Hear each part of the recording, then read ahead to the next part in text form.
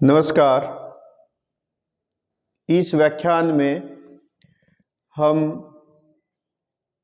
Class 12th geography practical exam जो CBSE board में 30 अंक का और हरियाणा बोर्ड में 20 अंक का रहता है, इसके जो इम्पोर्टेंट क्वेश्चन रहते हैं सामान्य तौर पर उनके बारे में बात करेंगे। देखो, नॉर्मली जो सीबीएसई एग्ज़ाम होता है सीबीएसई स्कूलों में, तो उसके लिए एक्सटर्नल एग्जामिनर की ड्यूटी सीबीएसई लगाता है और इंटरनल एग्जामिनर के रूप में आपका क्लास टीचर उसमें ड्यूटी देता है।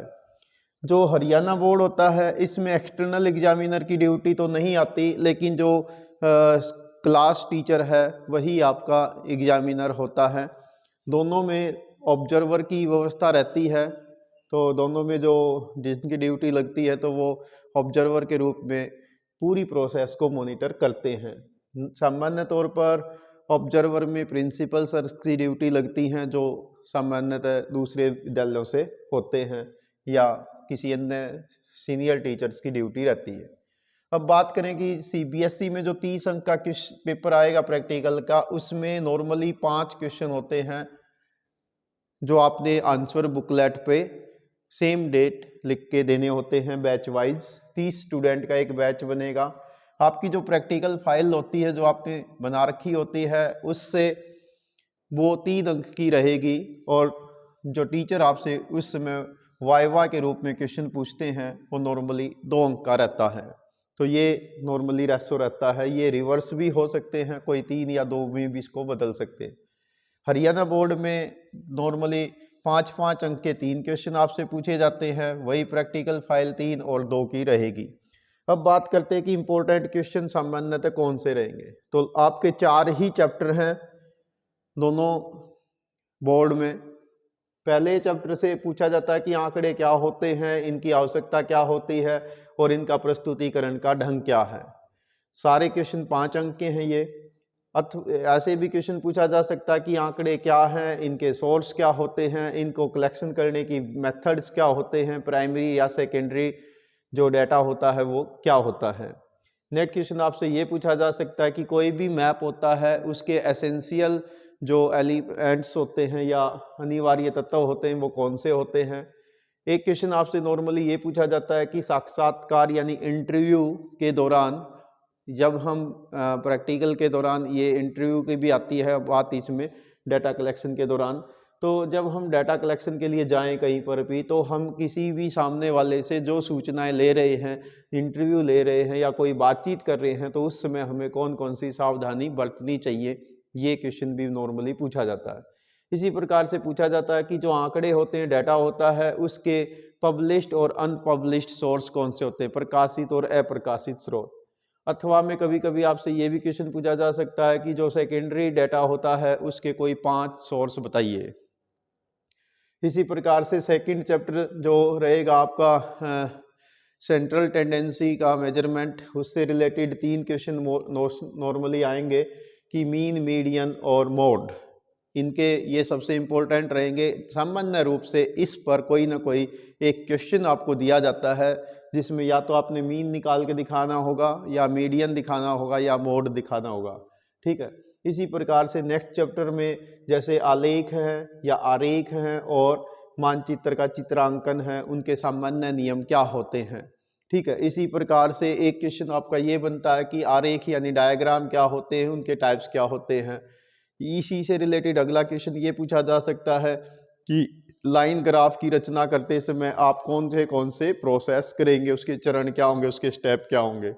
इसी प्रकार से दंड आरेख यानी बार डायग्राम बनाते समय हमें क्या क्या सावधानी रखनी चाहिए।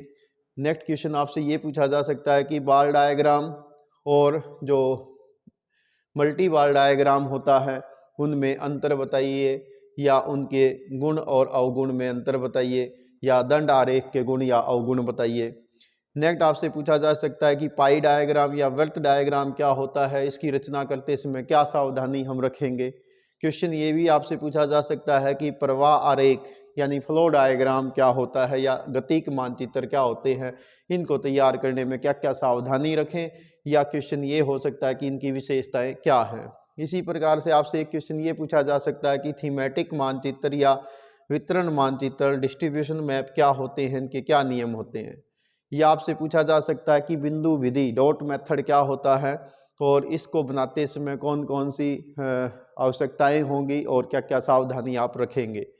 या आपसे क्वेश्चन पूछा जा सकता है कि चौरोग्राफिक मैप यानी वर्णन मात्री मानचित्र की रचना करते समय क्या क्या स्टेप होंगे, क्या क्या ज़रूरतें होंगी, क्या क्या सावधानी आप रखोगे, तो इनका चरणों का वर्णन आप कीजिए। या आपसे ये पूछा जा सकता है सम्मान रेखा मानचित्र, ठीक है, आइसोथर्म्स यूज की जाती है मैप्स के ऊपर, जो आइसो लाइन्स हैं, आइसोथर्म में कह गया, आइसोथर्म होती तापमान के लिए, तो आइसो लाइन होती हैं अलग अलग मैप के लिए। हम जैसे वायु दबाव के लिए आइसो बार होती है, तो जो हम आइसो लाइन्स को यूज करके मैप बनाते हैं तो उनके सामान्य नियम क्या हैं। या जो आइसो प्लेट्स होती हैं या जो सम्मान रेखाएं होती हैं उनमें क्या सावधानी आप रखेंगे। तो इस टाइप्स के क्वेश्चन आपसे नॉर्मली पूछे जाते हैं। इसी प्रकार से एक क्वेश्चन ये आपसे पूछा जाता है कि भौगोलिक सूचनाओं को प्रस्तुत करने में कंप्यूटर की क्या भूमिका है। आज का ज़माना कंप्यूटर का है, ज्योग्राफी भी कंप्यूटर से अछूती नहीं है, बहुत सारे काम ज्योग्राफी में कंप्यूटर के माध्यम से ही होते हैं, तो यहाँ पर ये अनिवार्य क्वेश्चनों में से एक रहेगा। इसी प्रकार से GIS ज्योग्राफिकल इंफॉर्मेशन सिस्टम क्या होता है और इसमें जो विधियां हम अपनाते हैं उनके क्या क्या लाभ हैं। या भौगोलिक सूचना तंत्र यानी GIS के प्रमुख घटक कौन से होते हैं। स्थानिक जो स्पेशियल डाटा होता है उसको रिप्रेजेंटेशन की विधियां कौन सी होती हैं, यानी राष्ट्रीय डाटा और वेक्टर डाटा यानी चित्र रेखापुंज और सदिश डाटा में क्या क्या अंतर हैं।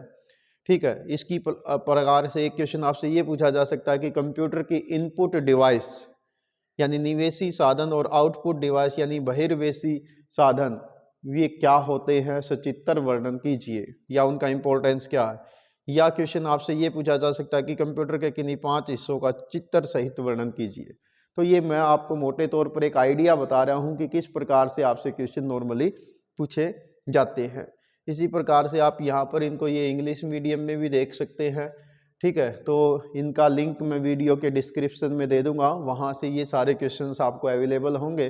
तो प्यारे विद्यार्थियों, आप इन सभी क्वेश्चंस को देख सकते हैं और इनकी तैयारी कर सकते हैं। जो प्रैक्टिकल फाइल आपने बनाई है उसी से बहुत सारे क्वेश्चंस ये आपको आते हैं और उसी के अंतर्गत रहेंगे और उसी के माध्यम से आपसे वाइवा पूछा जाता है। तो ये मैंने एक बार आपको स्क्रीन पे दिखा भी दिए हैं कि किस टाइप्स के ये क्वेश्चन हैं। ऑलमोस्ट तो मैंने आपको बता ही दिया है और आप इनको रीड करिए, तैयारी करिए। और आपसे जब वाइवा होता है तो टीचर मोस्टली आपसे जो क्वेश्चन पूछते हैं, तो जो भी पेज ओपन होता नॉर्मली तो वहाँ से कोई ना कोई एक क्वेश्चन ज़रूर पूछा जाता है कि जैसे मान लो डायग्राम है, बार डायग्राम है, लाइन ग्राफ है, क्या है, कॉन्टीन्यूस डाटा के लिए कौन सा डायग्राम यूज करेंगे, या समथिंग जो भी सामने होगा। और आपसे थ्योरी का पोर्शन भी पूछा जा सकता है, आपके सराउंडिंग में क्या हो रहा है, तो उस प्रकार का कोई भी ज्योग्राफिकल इंफॉर्मेशन आपसे पूछी जा सकती है। आप अपने विवेक से आंसर दें, अड़बड़ाहट में ना रहें। टीचर आपको भरपूर समय देता है नॉर्मली आपसे वाइवा के दौरान, तो एक कुछ माइक्रो सेकंड आप लीजिए और सोच विचार कर सही आंसर दीजिए। यदि आंसर किसी कारण से नहीं आता तो उसको भी स्वीकार कर लीजिए, टीचर के सामने स्पष्टली बताइए कि सर मुझे इसके प्रश्न का आंसर नहीं मालूम है, ठीक है। तो टीचर कोई आपसे और कोई दूसरा क्वेश्चन पूछ लेते हैं, तो नॉर्मली ये इसकी प्रोसेस रहती है। तो प्यारे विद्यार्थियों, उम्मीद करता हूँ कि आप अपनी थ्योरेटिकल पोर्शन और प्रैक्टिकल पोर्शन का खूब अच्छे ढंग से तैयारी कर रहे होंगे और अच्छे ढंग से आप अपने प्रैक्टिकल एग्ज़ाम में प्रैक्टिकल पेपर देंगे। और इन्हीं शुभकामनाओं के साथ thanks, have a nice day.